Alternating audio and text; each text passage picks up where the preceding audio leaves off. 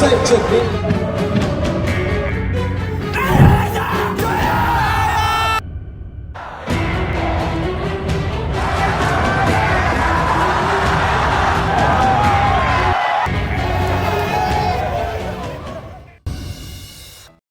lihat ada Malaysia yang sedang bebenah diri juga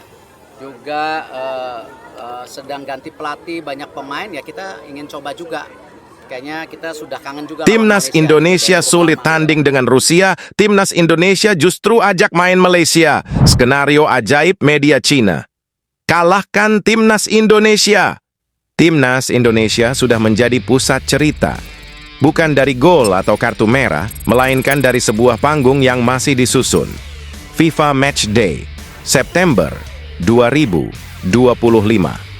Ketika sorotan dunia mulai meredup usai kualifikasi Piala Dunia 2026 babak ketiga pada Juni mendatang, banyak yang mengira Garuda akan beristirahat sejenak.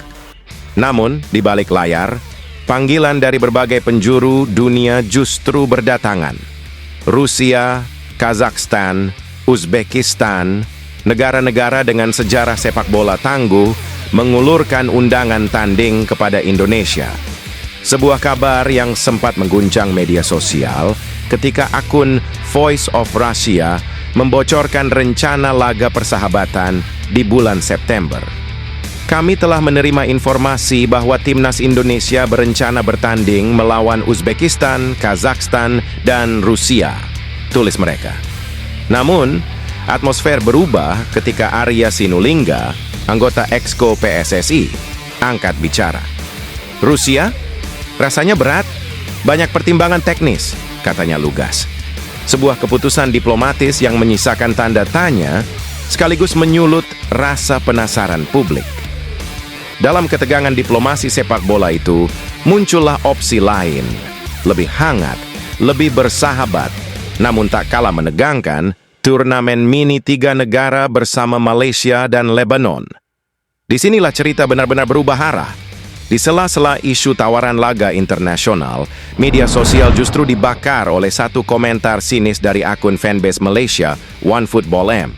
Turnamen apa ini? Jauh level dengan Malaysia. Maaf saja, tulis mereka dalam unggahan ASEAN Football. Kalimat itu membelah ruang digital. Bagi para supporter Garuda, itu bukan sekadar nyinyiran, tapi semacam siulan provokasi sebelum perang. Ribuan komentar membanjiri postingan tersebut. Patriotisme meluber dari layar gawai, tak ada peluit, tak ada bola, tapi pertempuran sudah dimulai. Sementara di sisi lain, pemain-pemain Indonesia tetap diam. Di ruang latihan mereka tahu, jawaban terbaik untuk komentar miring bukan di kolom komentar, melainkan di lapangan. Turnamen mini itu mungkin tak sebesar duel lawan Rusia, tapi gengsi melawan Malaysia selalu lebih dari sekadar angka di papan skor. PSSI belum resmi mengumumkan format turnamen, namun rencana itu jelas punya arah, menjaga ritme, mengasah strategi, dan menakar kedalaman skuad. Terlebih jika Indonesia berhasil menembus putaran keempat kualifikasi Piala Dunia FIFA Match Day. September bisa jadi pemanasan terbaik. Turnamen ini bukan tentang besar kecilnya lawan, tapi tentang kesiapan mental dan karakter. Bahwa ketika dunia menawarkan panggung megah, Indonesia justru memilih membangun ruang uji sendiri. Mungkin bukan yang paling mewah, tapi cukup untuk menguji siapa yang benar-benar siap menari di panggung dunia. Indonesia! Skenario ajaib media China. Kalahkan Timnas Indonesia, persaingan di grup C, putaran ketiga kualifikasi Piala Dunia 2026 zona Asia semakin sengit. Jepang telah memastikan tiket ke Piala Dunia dengan hasil sempurna dan duduk nyaman di puncak klasemen.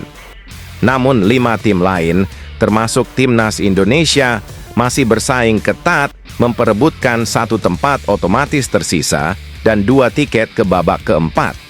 Saat ini, Australia berada di posisi kedua, disusul oleh Arab Saudi di urutan ketiga, dan Timnas Indonesia menempati posisi keempat. Sementara itu, China yang dijuluki Team Dragons masih tertahan di posisi ke-6 dengan koleksi 6 poin. Namun, media asal China, Sohu, menyebut peluang lolos bagi China belum sepenuhnya tertutup, meski harus melalui skenario ajaib. Skenario ajaib Team Dragons. Menurut analisis Sohu, kemenangan atas Indonesia dan hasil imbang melawan Bahrain menjadi target ideal bagi China. Tambahan 4 poin akan membawa mereka ke angka 10 poin di klasemen akhir. Jika tim sepak bola nasional dapat mengalahkan Indonesia di babak selanjutnya, mereka akan meraih 9 poin. Hasil imbang melawan Bahrain di pertandingan terakhir akan membuat mereka mendapatkan 10 poin. Tulis Sohu. Dalam skenario itu, Indonesia akan tetap dengan 9 poin jika kalah dari China, dan kemungkinan besar tak mampu menambah poin karena harus melawan Jepang di pertandingan tandang. Indonesia kemungkinan akan kalah dari Jepang, sehingga poin mereka akan terkunci di angka 9, lanjut media tersebut. Di sisi lain, Bahrain juga dianggap sulit menambah poin maksimal. Mereka dijadwalkan menghadapi Arab Saudi di laga kandang sebelum menutup fase grup dengan duel kontra China. Akan sangat sulit bagi Bahrain untuk mengalahkan Arab Saudi di kandang. Jika mereka juga gagal memenangi laga kandang melawan China, mereka hanya akan mengumpulkan 8 poin, tambah Sohu. Dengan skenario ini, China akan menggeser Bahrain dan Indonesia untuk duduk di posisi ketiga dan melaju ke babak keempat. Indonesia, fokus persiapan TC di Bali. Sementara itu, Timnas Indonesia tengah melakukan persiapan serius. Pemusatan latihan TC digelar di Bali sebagai persiapan menghadapi 2 laga penentu. Menjamu China di Jakarta pada 5 Juni dan bertandang ke Jepang pada 10 Juni. Pelatih Patrick Kluivert mendapatkan waktu persiapan yang lebih panjang karena kompetisi dalam negeri sebagian besar telah selesai. Anggota Exco PSSI, Arya Sinulinga, menyebut kondisi ini sangat ideal bagi tim. Persiapan TC kita untuk lawan China, karena pemain-pemain kita sudah mulai libur, sebagian besar ini sepertinya akan lebih cepat, ujar Arya. Dukungan supporter dan tren positif Indonesia dalam beberapa laga terakhir membuat skenario China terlihat lebih seperti mimpi daripada kenyataan. Namun, Indonesia tak akan menerima begitu saja. Demi cita-cita mulia tampil di Piala Dunia, pertandingan Indonesia versus China di GBK bisa justru menjadi momok mematikan bagi harapan terakhir tim Dragons.